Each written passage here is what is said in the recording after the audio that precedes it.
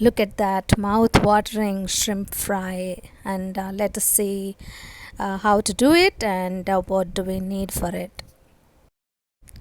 Obviously, we need raw shrimp.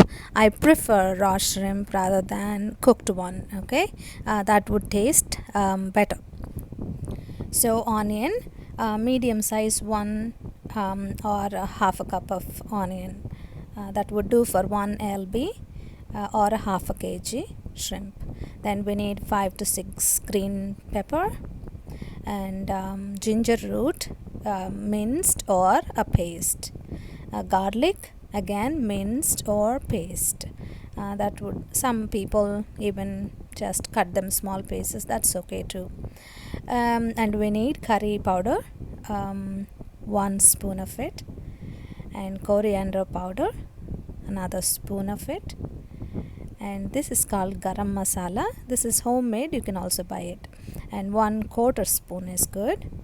And turmeric, cilantro, nice herbs, curry leaves, again just a few. So we need some oil as well, like 2 tablespoons of oil. You could add 1 more tablespoon if you want to be generous. So I set aside some cilantro, 3 to 4 strings cut and cleaned, and curry leaves and onion, and keep it ready. Take your favorite pan. Non-sticky is more helpful because we're going to do a kind of saute fry. Add some oil, and you want to keep the oil just for a few minutes. And when you see it's hot, you add onion, cilantro, and curry leaves all together, and it sautés nicely. When you see onion transparent, then you add 1 spoon of garlic paste, 1 spoon of ginger paste, and they also come together. So you can make it together, you can buy it together. So mix it all well, and it fries and comes together really nice. Now you see it. It takes about 5 minutes on a medium heat. Okay, so nicely fried. Then what you do is you add some turmeric, and that again I add that in everything. And here is a chili powder. I am adding 1 teaspoon of chili powder, 1 teaspoon of dhania powder, coriander powder, and like a half a spoon, a little more than that, of salt. So mix it all together now. So once you add curry powder and dhania powder, you have to be really careful. You don't want to burn it. Once you mix it all together, then you add shrimp, um, and mix it all together. See how it's coating well, right?